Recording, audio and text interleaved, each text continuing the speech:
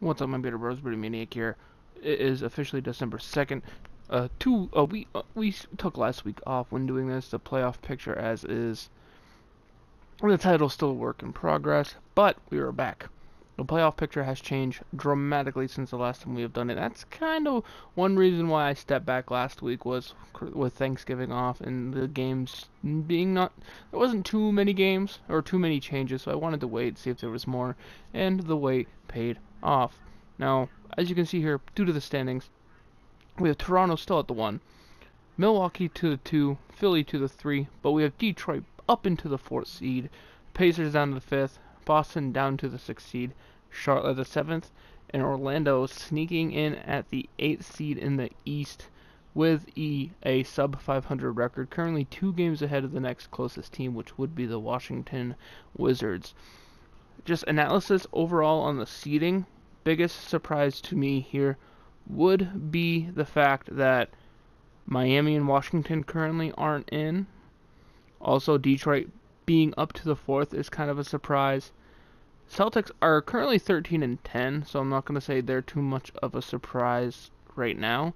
They are 7 and 7 on the road, which is a concern, but 13 and 10 overall is not that bad. The Pistons are in 4th, but even though they have 13 wins, same as the Pacers and the Celtics, because they only have 20 total games compared to 23, so they have 3 less losses. Now, Milwaukee and Philly at 2 and 3 are currently tied. They have the same amount of games back over Toronto. The difference maker there is the fact that the better win percentage would go to Milwaukee. So that's a little close right there. In the West, biggest surprise, Clippers being the number 1 team in the West right now. Absolute surprise. The Warriors completely fell off without Curry. It was a tremendous train wreck to watch. The Nuggets currently half a game back, going back up into the 2nd seed. Nice surprise right there. Thunder performing consistently with the new look Westbrook. Looks really good. Warriors bouncing back a little bit, but lost to the Pistons last night. That was a huge surprise alone right there. The fact that the Pistons beat the Warriors last night. I couldn't believe myself. I was dumbfounded. And then you have the Grizzlies currently at the 5 seed, half a game above the Lakers, who are also tied with the Trailblazers, are close. Another thing to note is Houston slipping up into the 8th seed, are currently tied with the Kings, who would be hosting the 9th seed, and they are currently tied with the Mavericks as well, who would currently be in the 10th seed. Biggest surprise in the West for sure is the fact that 2 of the bottom 4 teams in the West are the Utah Jazz and the New Orleans Pelicans, both currently sitting at 11 and 12. They are 11 and 12, and they currently sit 3rd and 4th worst team in the West. That is absolutely insane. They're also tied with the Minnesota Timberwolves, 3 teams that probably a lot of people had in contention this year. It's going to be interesting to see how the West plays out. It looks like they could have 10 teams legitimately contending in the playoffs this year. Of course, the Clippers, Nuggets, Warriors, Thunder, Grizzlies, Lakers, Trailblazers, Houston being the ones currently in, and I think they can all compete. But also you throw in Minnesota, Utah, New Orleans, and Sacramento. All of these teams could realistically make the playoffs. So that would leave 4 of these teams out. Which ones fall out, that's yet to be seen. But currently, the clear worst team in the Western Conference by 6 games is the Phoenix Suns. Second worst is San Antonio at 10 and 12, but Phoenix Suns are 4 and 18. Absolutely the worst in the West. Now, as for the matchups that this would produce, these current seedings, you got Toronto versus Orlando, which I think if Orlando were to pull off the unrealistic upset here, or I could say impossible upset here, you would need the big men of Vucevic, Gordon, Bamba, and such to have a tremendous game. Don't know if you have the defensive talent to shut down a Kawhi Leonard, Lowry, or Danny Green. Danny Green's having a very underrated season for the Raptors. I think that series alone would be a gentleman's sweep at 5 games. I think Orlando does have the ability to control the boards, so I do think maybe they steal one, depending on if Fournier can get his shot going or not. And you have the Pistons hosting the Pacers on a 4 seed versus 5 seed matchup. This one's very interesting for sure, because Sabonis, as good as he is, doesn't really have a starring role in the Indiana Pacers lineup. He's more of a sixth man, which kind of works because when the bench goes in the game, he takes over. It'd be interesting to see him if he got a start to face Blake Griffin or not. Andre Drummond could possibly help the Pistons control the board here. And if the Pistons control the boards, I think the Pistons win the series in 6.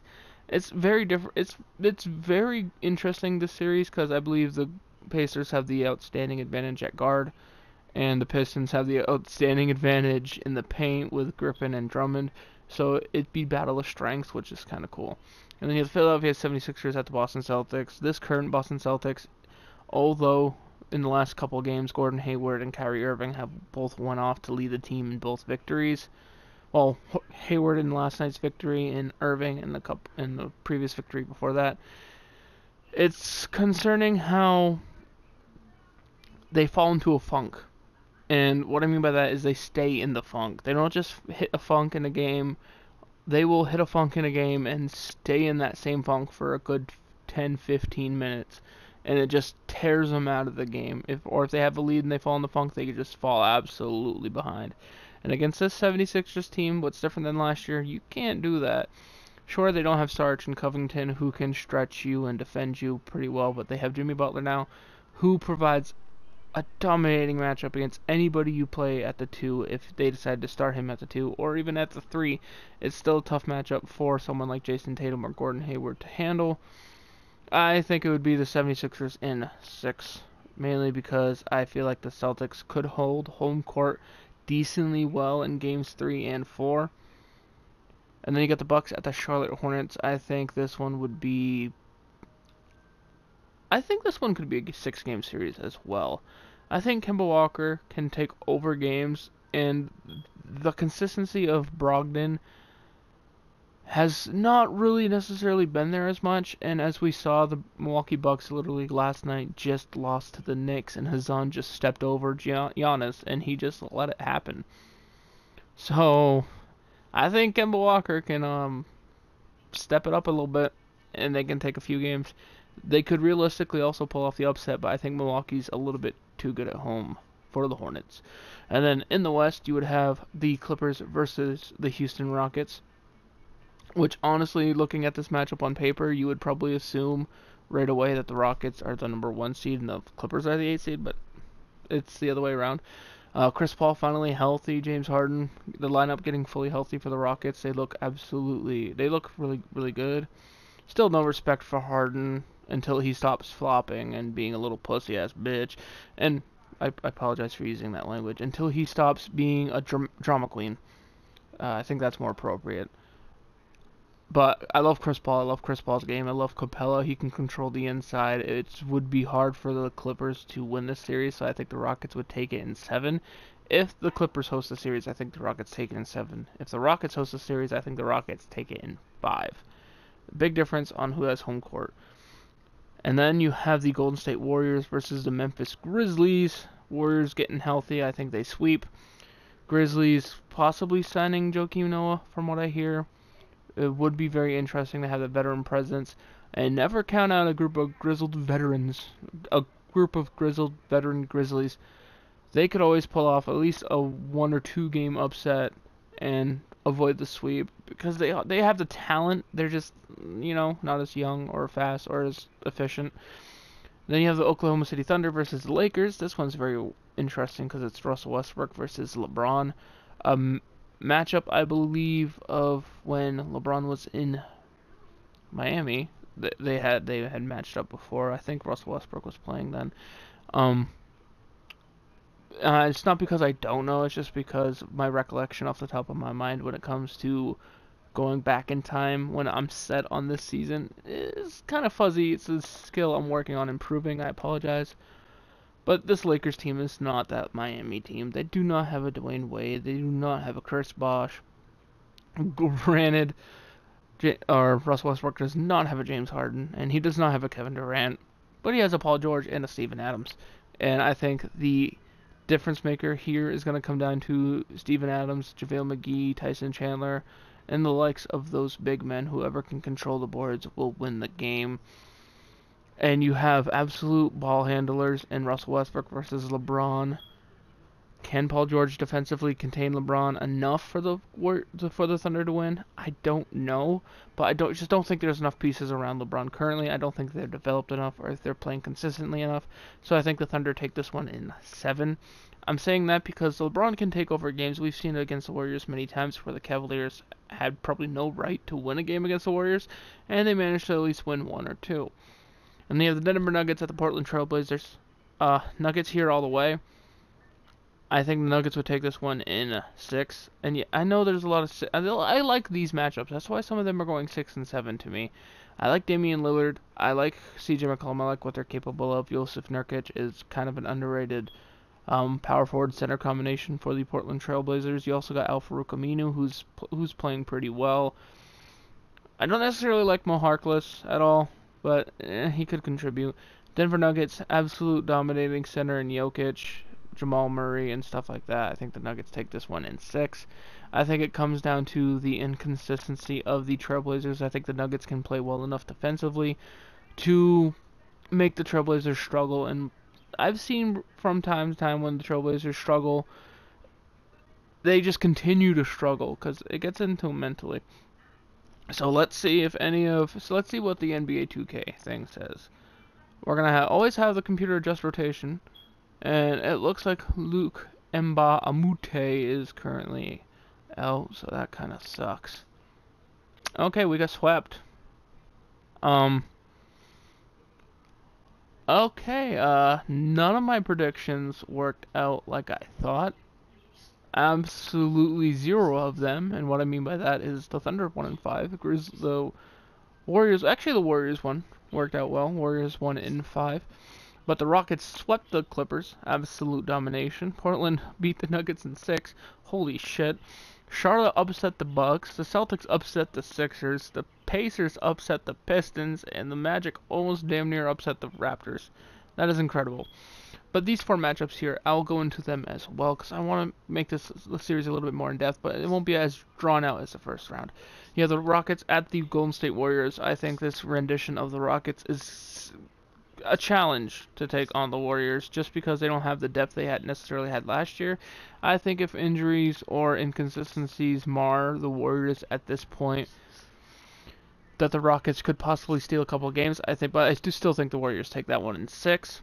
And then Thunder, Portland Trail Blazers. I think overall the Thunder have too much talent. I think Steven Adams has the clear advantage on the boards there.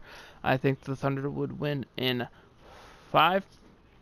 But if Russ Westbrook and Paul George do struggle shooting as they do sometimes, I think the Trailblazers could easily pull off the upset. It all depends on the consistency of the shooting of the Thunder because that is a huge part to their success. Then you have the Toronto Raptors versus the Indiana Pacers, Danny Green versus Oladipo. I think the Raptors sweep this one hands down. I don't think there's enough depth on the Pacers to keep up with the firepower of the Raptors. Charlotte Hornets at the Boston Celtics. Kyrie Irving versus Kemba Walker would be a fun matchup to watch, but I think the Celtics would take that one in 5. I just think there's too much talent and depth on the Celtics for the Hornets to compete in a 7-game series. And plus coaching is a huge advantage there as well. As we can see here, Rockets got swept, Hornets got swept, Pacers stole 2 from Toronto, and then Portland beat the Thunder. I'm going to actually view a box score from this random one, and you'll see what I mean. Russ Westbrook went 7 of 21, 1 of 7 from 3. Paul George went 7 of 16, which technically isn't that bad, but when you combine it with Felton going 1 of 6, Robertson going 1 of 5, they literally did not shoot well enough at all. But you look at the Trailblazers, and they shot over 50%. So they stole that one, and that's exactly what I mean. If the Thunder struggle shooting, they're going to lose. They need consistent shooting to win. That's probably their biggest weakness. Warriors, Trailblazers, I think Warriors sweep that one. Damian Lillard and CJ McCollum are the strengths of the Trailblazers, but when you're going up against Steph Curry and Klay Thompson, it's kind of hard when your strength doesn't outmuscle your opponent at the same position. And then the Celtics versus Raptors is probably one of the most interesting matchups of this supposed postseason so far. I think with Kyrie Irving versus Kyle Lowry is always an interesting matchup. The young Jason Tatum against Kawhi Leonard would be also very interesting.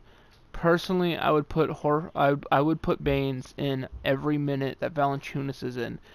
I would mirror Valanciunas if I was the Boston Celtics. Every single minute, I would put Horford on Ibaka, and I would put Morris on Siakam. I just feel like that would be better.